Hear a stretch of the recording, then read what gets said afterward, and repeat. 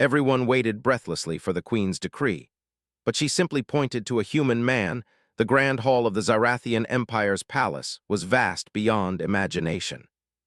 Towers of translucent crystal spiraled toward the ceiling, catching the light from the twin suns outside and scattering it across the polished floors. Every surface seemed alive, pulsing with a soft energy that whispered of centuries of mastery and dominance.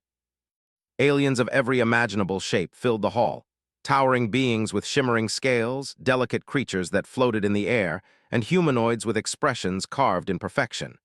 They moved with precision, each step measured, every gesture deliberate. The atmosphere was thick with tension, a silent acknowledgement that today was not an ordinary day. Today, the queen would speak. In the back of the hall, barely noticeable amid the sea of alien splendor, stood a human man. Ethan shifted slightly, feeling the weight of 100 curious eyes upon him. His brown hair was unkempt, and his plain blue uniform did little to distinguish him from a servant. Yet the moment he stepped into the hall, he felt the strange electric tension in the air. Whispers reached him, soft and skeptical. "Why is a human here?" one voice muttered. Another replied, "He cannot possibly matter." Ethan's stomach tightened, but he kept his gaze forward, focusing on the throne at the far end of the hall. The throne was unlike anything on Earth. It floated several feet above the ground, suspended by fields of energy that made it appear as though it was carved from the void itself. The queen sat upon it, and the room fell into a hush so profound that even the soft hum of the palace seemed to fade away. She was radiant, yet not in a way Ethan could describe with human words.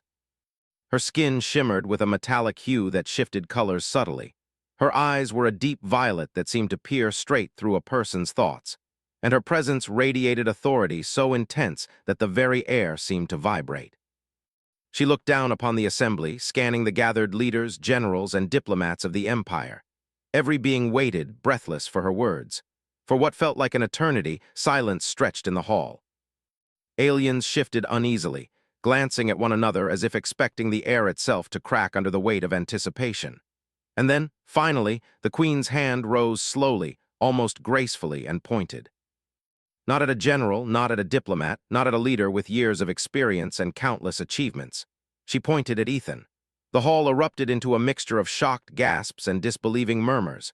Some aliens took involuntary steps back, their bodies stiff with incredulity. A floating advisor let out a startled whistle, and a scale-armored commander's jaw dropped slightly. Ethan froze, every muscle in his body tense. His heart hammered in his chest. He had trained for diplomacy, for negotiations, and for observation missions, but never had he imagined being singled out by the queen herself in front of the entire empire. He swallowed hard, trying to steady his voice. "Me," he thought. Why me?" The queen's eyes never wavered from him. The violet depths seemed to hold understanding and calculation in equal measure. Ethan realized then that this was not a casual gesture or a mistake. She had seen something in him, something that the Empire's best strategists, warriors, and scientists could not. But what could it be? He could barely even comprehend what would happen next. Court officials whispered urgently among themselves. Some were curious, intrigued by the human's presence and the queen's choice.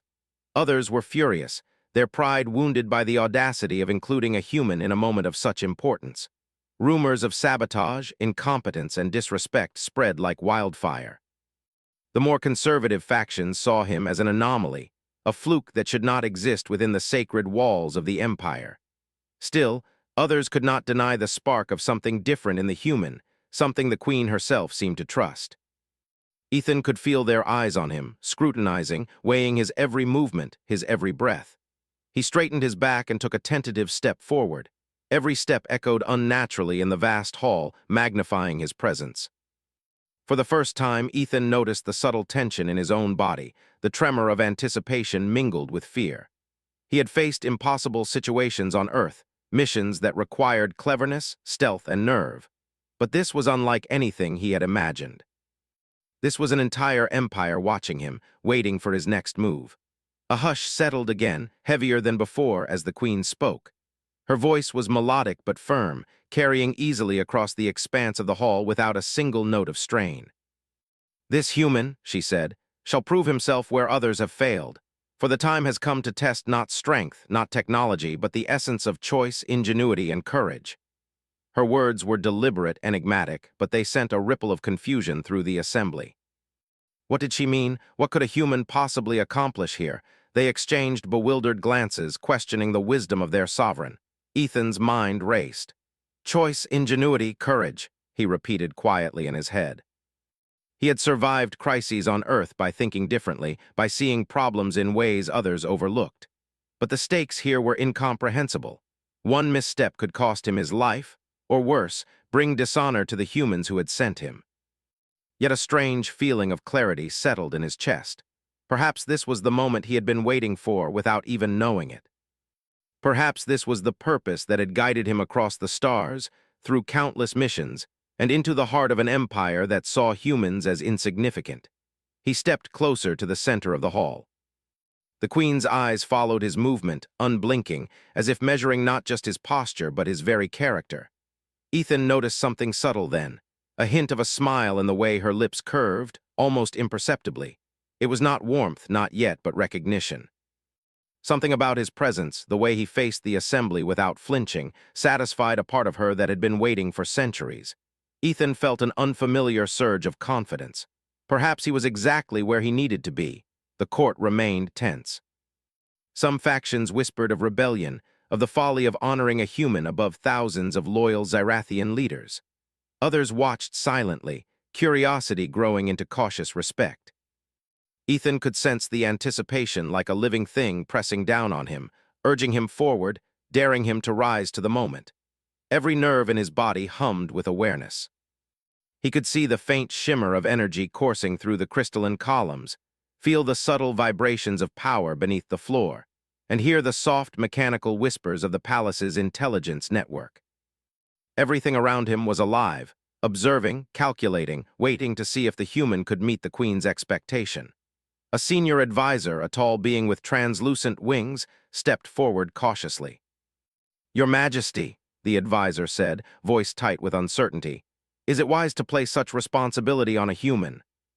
We have countless officers, scholars, and tacticians who have devoted their lives to the Empire." The Queen regarded the advisor silently for a moment, her gaze calm yet piercing, before speaking in a tone that brooked no argument.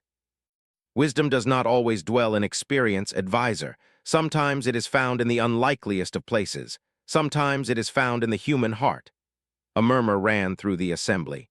Ethan's stomach twisted at the weight of her words. He had always believed humans were clever, adaptable, and resilient, but to hear it declared before the most advanced empire in the galaxy was overwhelming. Yet, somewhere deep inside, a small flame of determination ignited. He would not falter. He could not. The Queen extended her hand toward Ethan, a subtle gesture that carried authority beyond words. He stepped forward, feeling the weight of destiny settling on his shoulders. Every eye was upon him, every whisper paused, every breath held in anticipation. He did not know what trials awaited him, what dangers lurked within the court, or what tests the Queen had designed. But one thing was certain: he had been chosen, and the universe was watching to see what a human could do. As he approached the throne, he glimpsed the vastness of the empire stretching beyond the palace. Cities of crystal towers, floating platforms, and energy conduits sprawled in every direction, inhabited by beings whose intelligence and capability dwarfed anything he had known. And yet in that moment he felt not smallness but potential. The potential to rise, to show ingenuity, to prove that humans, though ordinary by galactic standards, possessed something extraordinary. The Queen's eyes locked on his, unwavering and intense. She did not need to say more. The command was clear: rise to the challenge, prove yourself, and show the universe why a human mattered. Ethan straightened, took a deep breath, and stepped fully into the center of the hall. A sudden hush fell over the assembly, heavier than before. All eyes, all thoughts, all calculations were fixed upon him. Every being in that hall waited, breathless, for the human to move, to act, to demonstrate what it meant to be extraordinary. Ethan could feel their scrutiny, their disbelief, their curiosity, but he also felt something else: hope. Hope that perhaps, just perhaps, the underestimated could rise above, and that the smallest spark could ignite a galaxy-wide revelation. He lifted his head higher, squared his shoulders, and took the first step toward the unknown. And in that moment, the Zyrathian Empire learned that sometimes the ordinary could defy the impossible. Ethan followed the palace guard through narrow corridors that twisted like veins through the living heart of the Zarathian palace. The walls glimmered with embedded lights, flowing patterns that seemed almost alive, shifting and pulsing with a rhythm he could feel in his chest. The air smelled faintly of ozone and something sweet, almost like the memory of flowers on Earth.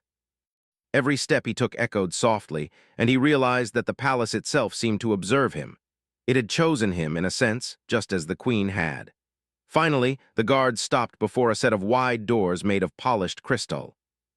As they slid open silently, Ethan stepped into a chamber that was both beautiful and intimidating.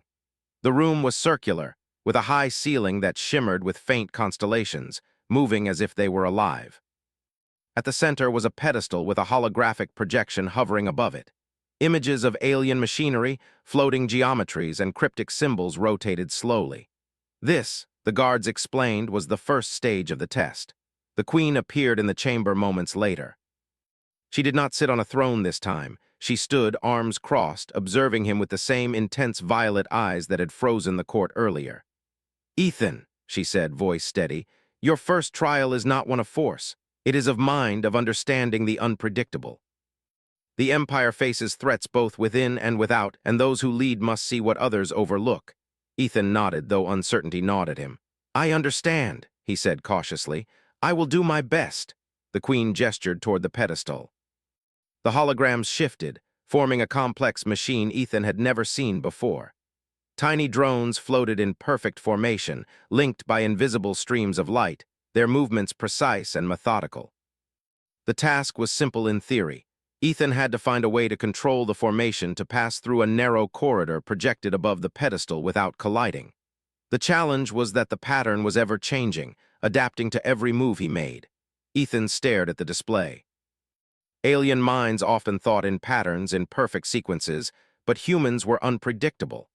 That unpredictability, the queen had hinted, was his advantage. He closed his eyes briefly, imagining the drones as pieces of a puzzle, not a machine. Slowly, he began to manipulate their paths, thinking in ways the system could not predict. Instead of trying to impose a single pattern, he allowed the drones to make choices, guiding them subtly rather than forcing them. Minutes passed. Sweat beaded on his forehead. The drones wove through the corridor, sometimes almost colliding, sometimes spinning wildly. The room seemed to hold its breath, and then with a gentle hum, the last drone passed the finish line. The holographic projection dimmed, signaling success. Ethan exhaled sharply, feeling relief and triumph wash over him. The queen nodded. "You see, Ethan," she said, "sometimes control comes not from domination, but from understanding. Sometimes success comes not from rigid order, but from guiding the unpredictable."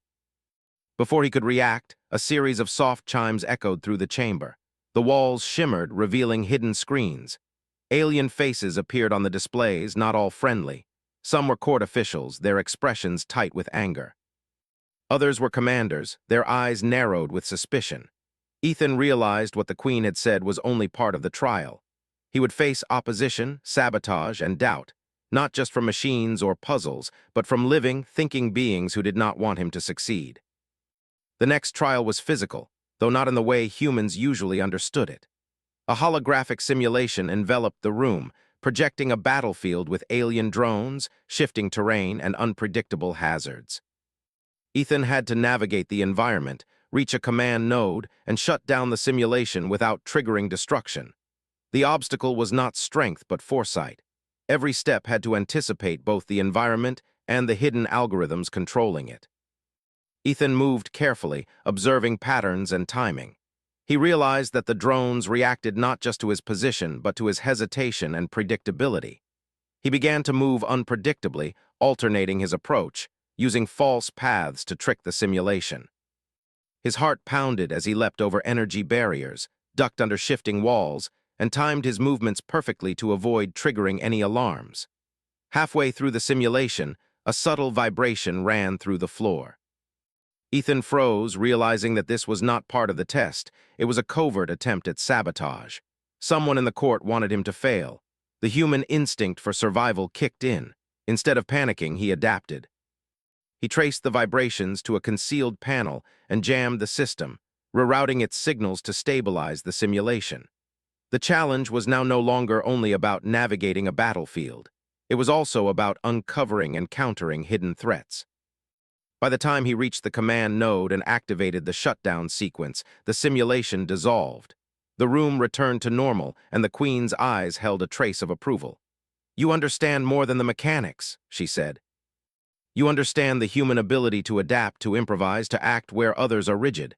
That is what sets you apart." But Ethan felt no triumph. He could sense that the court had not forgotten his every success. Some observers had grown restless, their whispers sharper, more aggressive. Ethan realized that this trial was only the beginning. He would not merely be tested. He would be watched, analyzed, and if possible, undermined at every step. Later, in a smaller, quiet chamber, Ethan met a few allies assigned by the Queen. One was Leora, a Zyrathian engineer with crystal-like wings and brilliant cyan eyes. Another was Reinar, a general who had once led the defense of an outer colony. They were cautious at first, skeptical of the human, but Ethan's calm reasoning and quick problem-solving earned their tentative trust. Together, they began to discuss the larger purpose of the trials. "The Queen does not choose humans lightly," Leora said. "She sees something no one else does, and if the Council succeeds in their plan to remove her, we will need more than raw power to defend her. We will need ingenuity, improvisation, and courage." Ethan nodded. "Then we prepare not only for tests, but for the possibility of attack," he said. "I have ideas that might work against both machines and those who manipulate them." Their planning was interrupted by a warning signal. The palace AI detected unusual energy signatures in the lower halls, indicating that someone had attempted to tamper with the trial chambers. The attack was subtle, designed to appear as a glitch, but Ethan immediately recognized it as deliberate sabotage.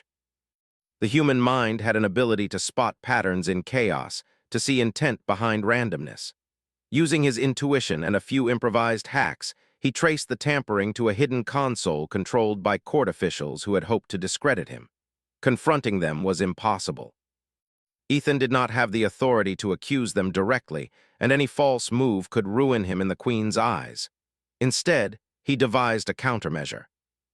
Using a combination of alien technology and human improvisation, he created a feedback loop that revealed further sabotage attempts without endangering the trial.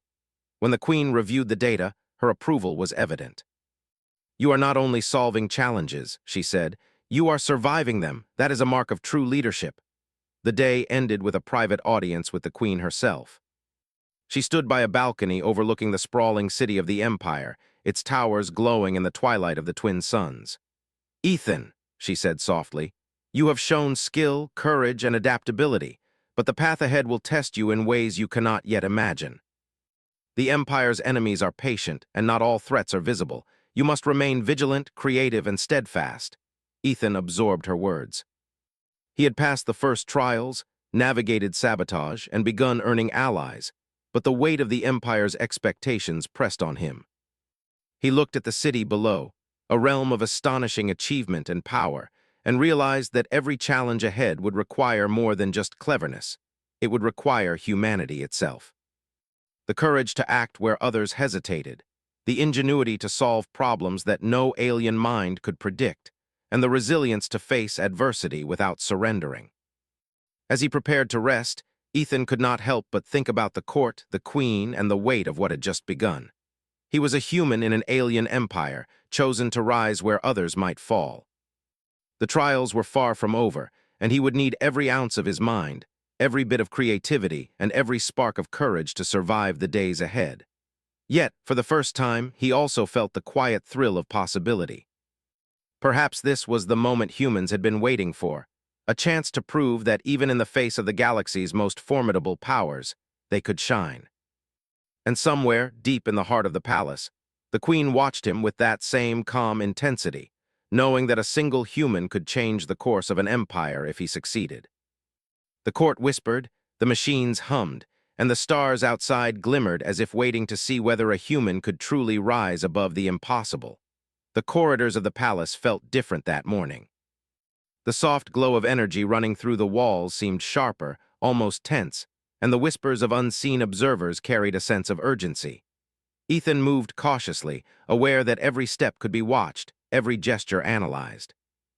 He had survived the trials the Queen had set, navigated sabotage, and won the tentative trust of Leora and Reinar, but the Empire was larger than any single chamber or challenge. Beyond the palace walls, a threat was gathering, one that no simulation could fully predict. The Queen summoned him to the council chamber, a place usually reserved for the highest leaders of the Empire. The walls were adorned with holographic displays of distant colonies and star systems under Zyrathian influence. The room hummed with energy, each display pulsing as if alive, reflecting the weight of power concentrated in that space. Leaders of various ranks filled the chamber, their expressions ranging from curiosity to barely concealed contempt. Ethan felt their scrutiny like a physical force pressing against him, but he kept his posture straight, his mind alert. The Queen rose, her violet eyes scanning the assembly. "The Council will hear a report of threats to the Empire," she said, "and they will witness a demonstration of an unexpected perspective. Ethan, the human, shall lead this assessment." The words caused a ripple of disbelief. Whispers and muttered protests echoed through the chamber. Many could not believe that a human, a species they considered primitive, was being placed at the center of such an important session. Yet the Queen's authority was absolute and her choice undeniable. Ethan stepped forward. His pulse quickened, but he reminded himself that fear was a tool, not a weakness. He had survived unpredictability before. Now he needed to apply the same calm reasoning in a room full of powerful beings who did not want him to succeed. He began by outlining what he had observed in recent intelligence reports: anomalous energy signatures in outer colonies, unexplained disappearances of ships, and subtle signs of disloyalty among certain officials. He spoke clearly, simply, relying not on jargon but on observable facts and logical conclusions. Some of the council members scoffed openly, exchanging glances of disbelief. A high-ranking general leaned forward, his armored wings gleaming. "And what proof does a human have of this? You suggest we act against our own officers based on speculation." Ethan met the general's gaze steadily. "It is not speculation," he said. "Patterns do not lie. Small deviations, repeated across time and space, indicate coordinated action. The signs are subtle, but they are there. Ignoring them would be far more dangerous than investigating." The room fell silent. Some were intrigued, some skeptical, but the seeds of doubt had been planted. Ethan could feel the subtle shift in energy. His words had forced the council to reconsider their assumptions, even if only slightly.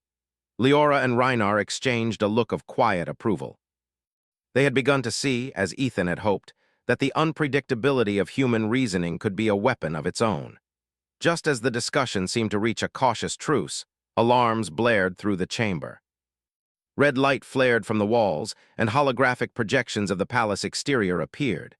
Drones, previously unseen, had breached the outer perimeter. They moved with precision, cutting through security protocols that should have been impossible to bypass. The council erupted into chaos.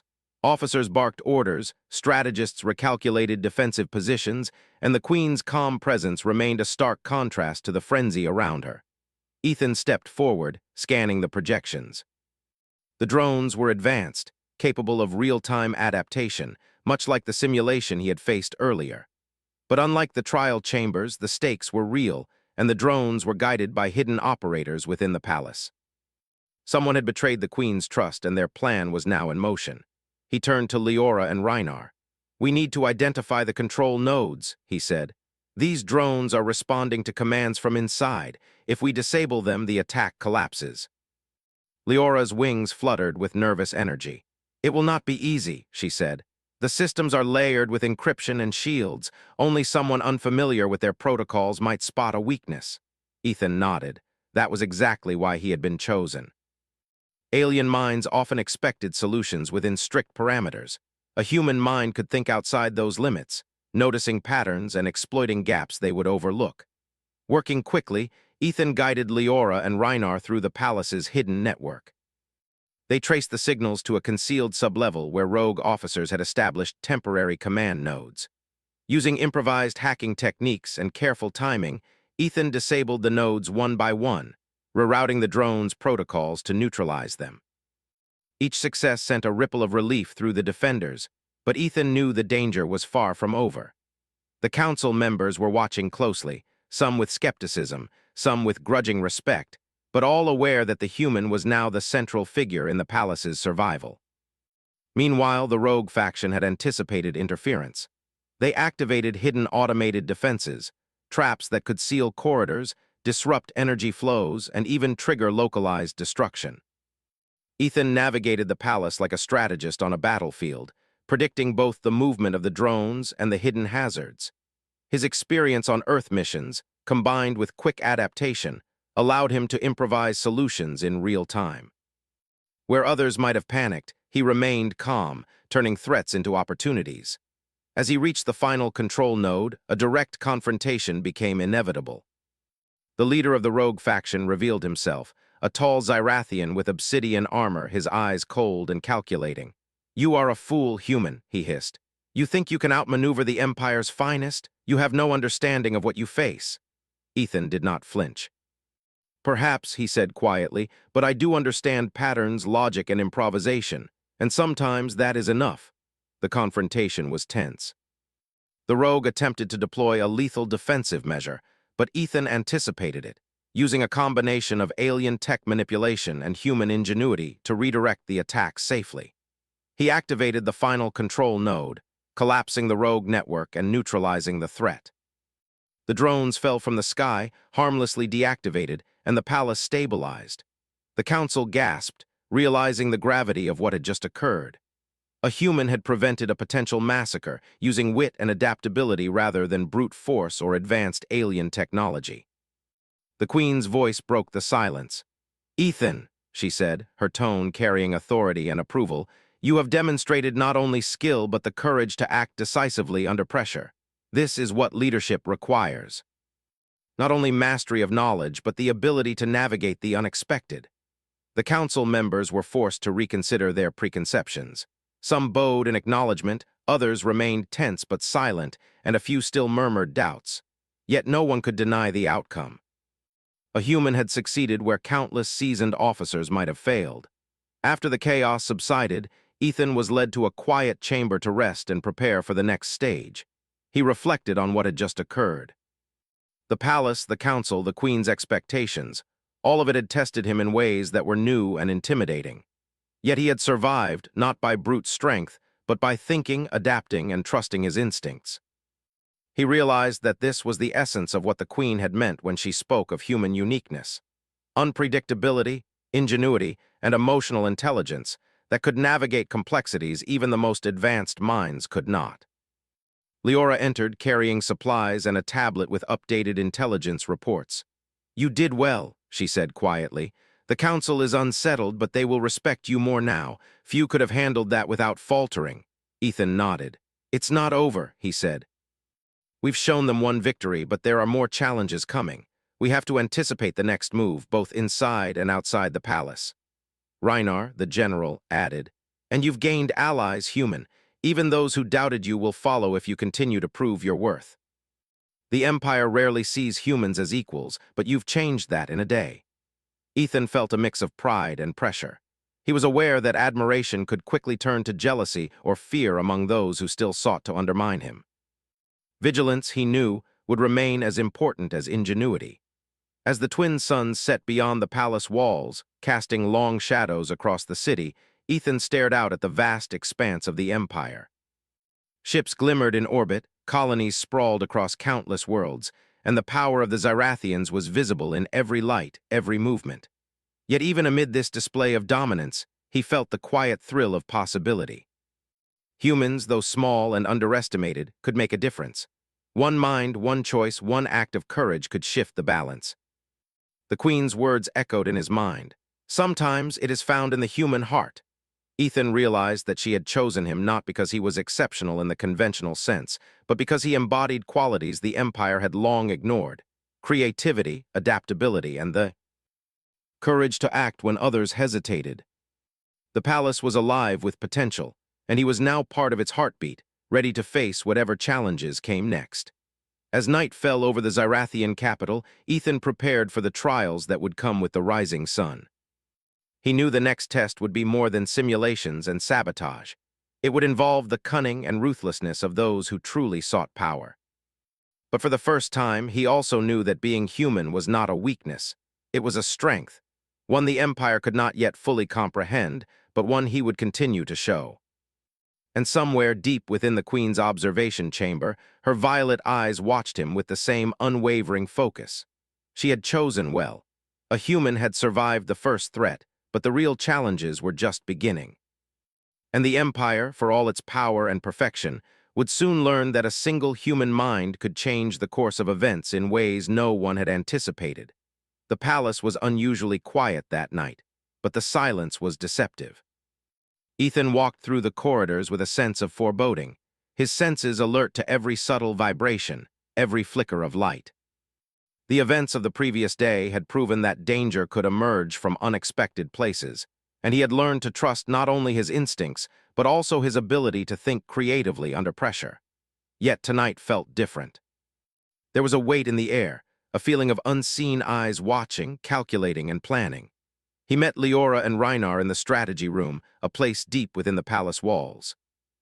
Holographic projections floated above the table, showing the sprawling city outside and distant colonies across the Empire. Red markers blinked along certain nodes, signals of potential threats, disturbances, and areas of concern. Ethan studied them carefully, noting patterns that the alien strategists might overlook. Unlike the Zyrathians, who relied on precise calculations and predictable responses, humans could anticipate irregularities and exploit them. He pointed to a cluster of markers near the outer districts. "These are the likely points of attack," he said. "The drones were just the beginning. The real threat will come from coordinated forces trying to destabilize the palace." Leora nodded, her crystal-like wings reflecting the light of the holograms. "We cannot rely solely on defenses," she said. "We must anticipate their moves and create strategies that they cannot predict." Reinar, always cautious, added, "And we must consider that they have allies within the palace. Some officers still doubt your authority, human. They may act against us if we are not careful." Ethan's mind raced, piecing together the possibilities. The coup was not only a physical threat, but a battle of intellect and deception. Success would require more than technology. It would require ingenuity, adaptability, and the courage to act decisively. As dawn approached, warning signals blared across the palace. The red markers on the holograms multiplied, and the outer walls of the city came under attack. The rogue faction, now fully revealed, had launched a coordinated assault, deploying both drones and conventional forces in a multi-pronged strike. Ethan immediately took charge. "We divide our teams," he ordered. "Leora, focus on disabling drone networks. Reinar, lead defensive units against ground forces. I will oversee strategy and coordinate countermeasures. Every move must anticipate their next step, and we must adapt faster than they can react." The palace transformed into a battlefield of intellect and improvisation. Ethan moved through command rooms and observation decks, directing forces with precision and creativity. When the drones attempted a flanking maneuver, he guided them into a trap using feedback loops and redirected energy fields. When ground forces tried to breach the palace gates, he devised quick barriers using reconfigured security drones, turning their own technology against them. The alien leaders who doubted him watched in astonishment as the human orchestrated defenses with a combination of calm reasoning and daring improvisation. The rogue faction escalated their attack, unleashing a powerful siege device capable of disintegrating reinforced walls. Ethan analyzed its pattern and realized that it operated on a predictable cycle. Instead of meeting it head-on, he devised a plan to mislead the attackers.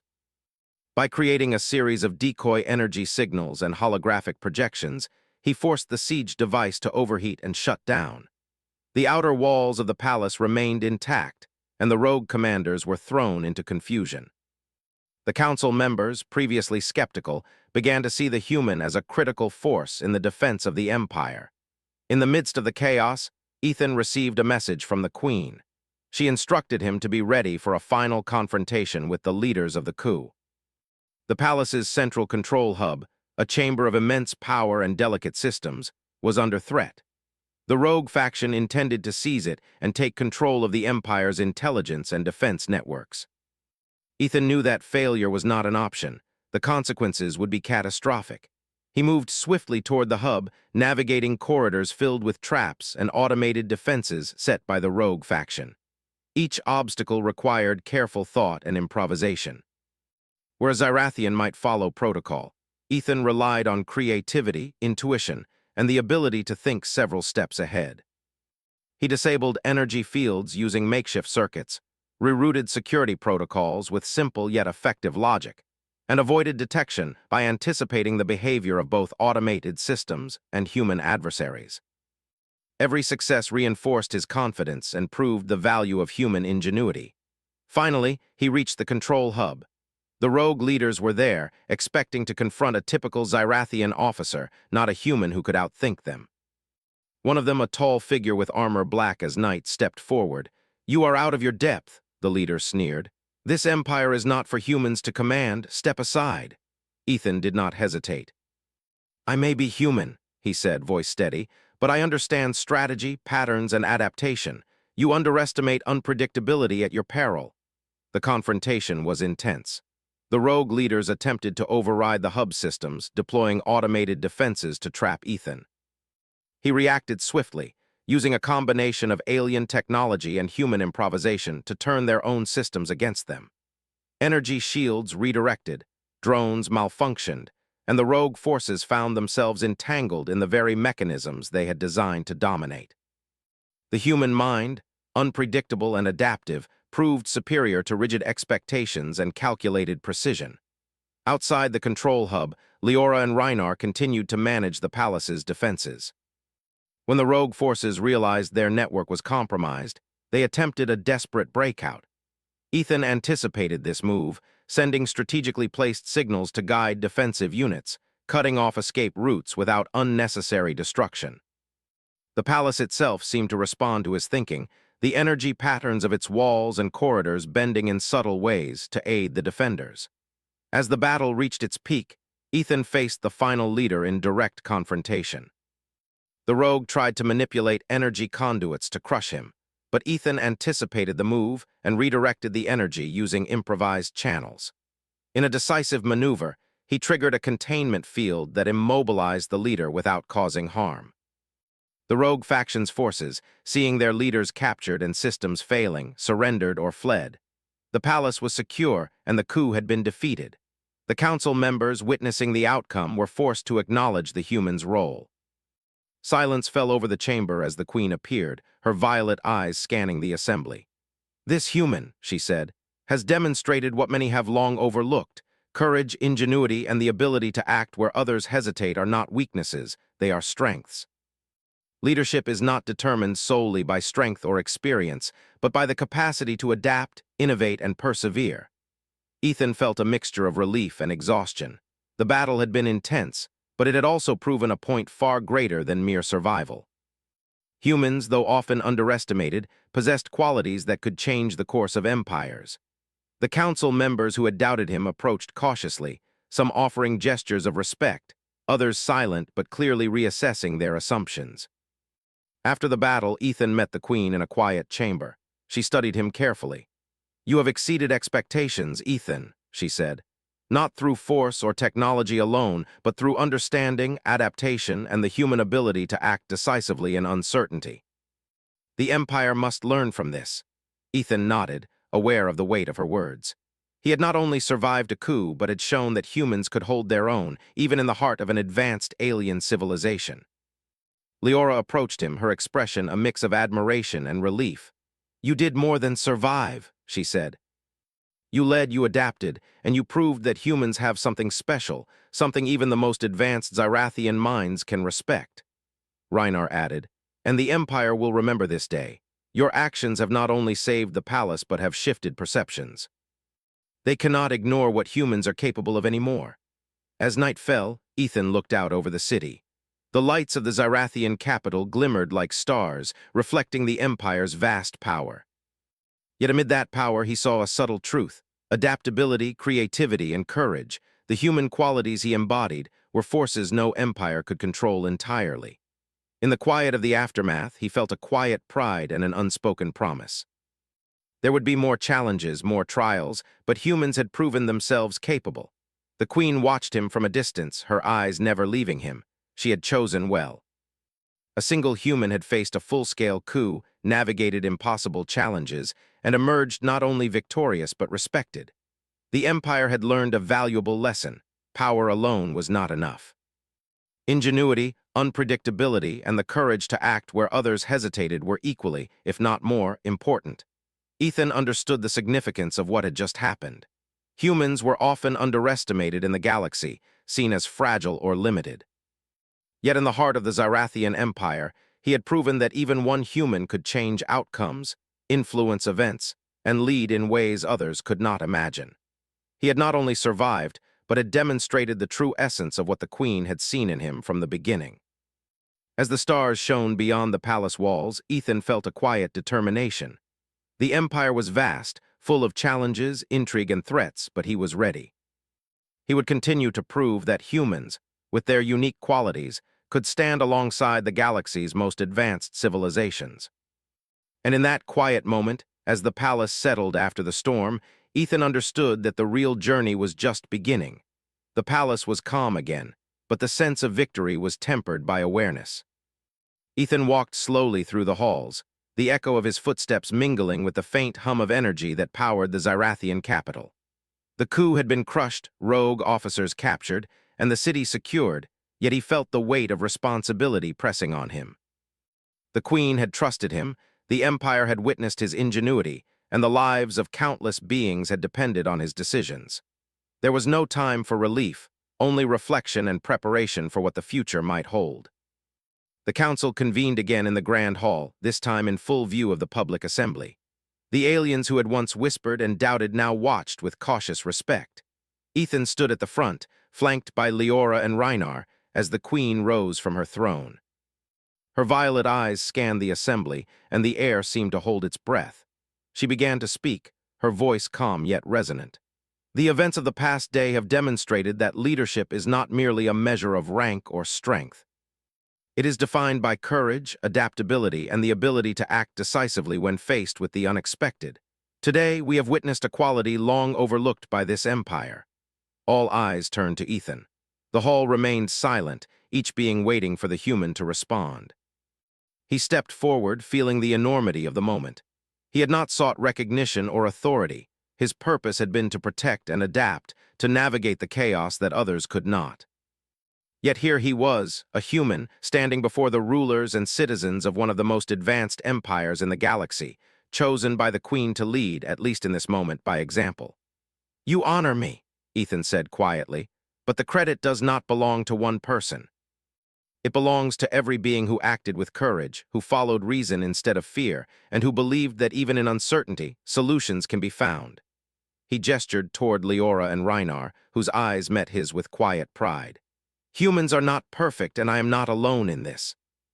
But perhaps together, we can show that even small beings can make a difference, even in the face of the greatest powers." The Queen's lips curved in a faint, approving smile. "Ethan, you have not only proven your value, but you have also shown the Empire the potential of humanity. Unpredictable, resourceful, and courageous, qualities the Xirathians have long overlooked. Your actions today will shape how this empire perceives humans for generations to come." A murmur ran through the assembly. Some beings, previously doubtful, bowed or inclined their heads in respect. Others, still wary, remained silent, yet even their posture had shifted. The fact could not be denied. A human had prevented disaster, led strategy, and protected the empire's heart with nothing but intelligence, improvisation, and courage. After the council meeting, Ethan was escorted to a private chamber where he could rest, reflect, and meet the Queen privately. The room overlooked the city, a panorama of crystalline towers, glimmering energy networks, and hovering vessels moving gracefully through the sky. The scene was beautiful, almost overwhelming in its scale, yet Ethan felt grounded. He understood that this empire, for all its technological mastery, relied on more than machines or tradition. It required insight, adaptability, and the courage to act in ways the most advanced minds might not anticipate. The Queen entered, her presence calm but commanding. She approached Ethan and spoke softly, yet her voice carried the weight of authority.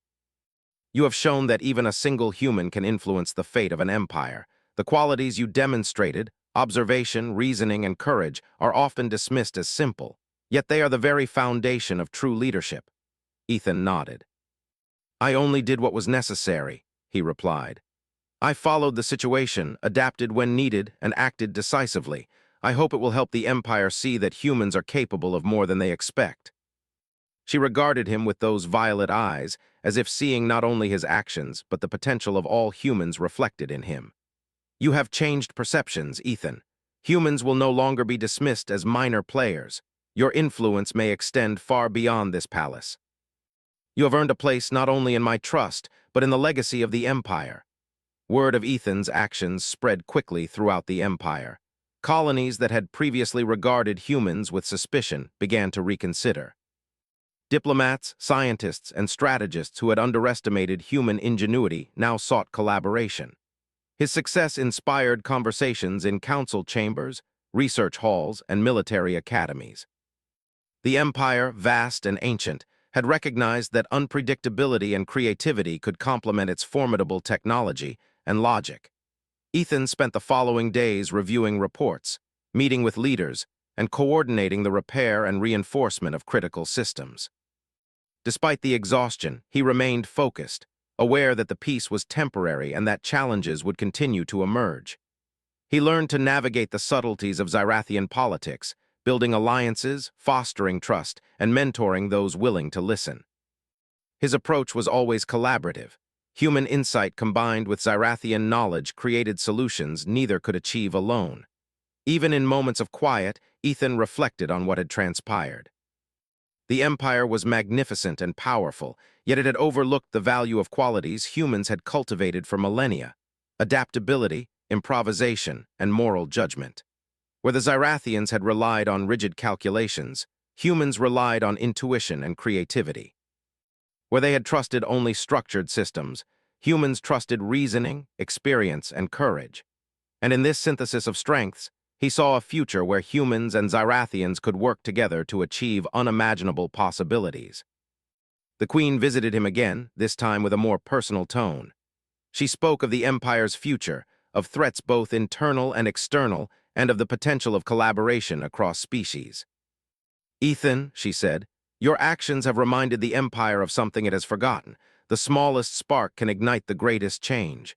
Humanity, underestimated for so long, may now play a role in shaping our collective destiny." Ethan felt a deep sense of purpose.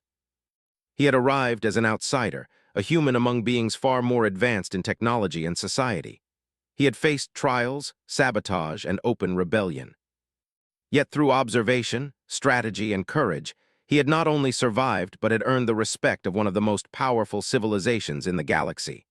As celebrations erupted in the palace, Ethan remained focused on preparation. Reports continued to arrive from distant colonies, and subtle signs of unrest hinted at lingering threats. But the human perspective had become a critical tool in managing the Empire's challenges. His success had inspired other humans to rise to positions of influence, demonstrating that adaptability and intelligence could hold their own, even in a society built on perfection and precision. During a quiet moment on the palace balcony, overlooking the city bathed in the light of twin suns, Ethan and the Queen stood side by side. The city below was alive with energy, its towers glittering like stars, its streets bustling with alien life. Yet in that moment, Ethan understood that the true power of the Empire lay not only in its technology or traditions, but in the potential to embrace what was unexpected, to see value where others might not. "You have done well," the Queen said, her voice calm but full of meaning. "And yet this is only the beginning. The Empire faces many challenges, and humans will continue to play a role if they are willing. You have shown the way." Ethan nodded, a quiet determination in his eyes. He understood that the journey ahead would not be easy, but he had proven that humans could rise to challenges that others deemed impossible. With courage, creativity, and the willingness to act decisively, even a single human could change the course of an empire. The palace remained quiet as night settled over the city. The stars beyond the walls shone brightly, reflecting the vastness of the empire and the possibilities it held. Ethan felt a sense of connection, not only to the Zyrathians who had learned to respect him, but to humanity itself, which had endured and thrived despite being underestimated. He knew that the trials had transformed him as much as the Empire, and that the lessons of courage, ingenuity, and adaptability would continue to guide him in the challenges to come. In the quiet glow of the palace lights, Ethan reflected on the journey. From an outsider in a foreign empire to a trusted advisor capable of influencing the fate of countless lives, he had proven a truth that resonated across species. Greatness is not defined by strength or perfection alone. It is defined by courage, adaptability, and the willingness to act when others hesitate. Humans, small and underestimated, had a place among the stars, not because they were the strongest, but because they were capable of greatness in unexpected ways. The Queen's gaze remained upon him, steady and knowing. She had chosen wisely.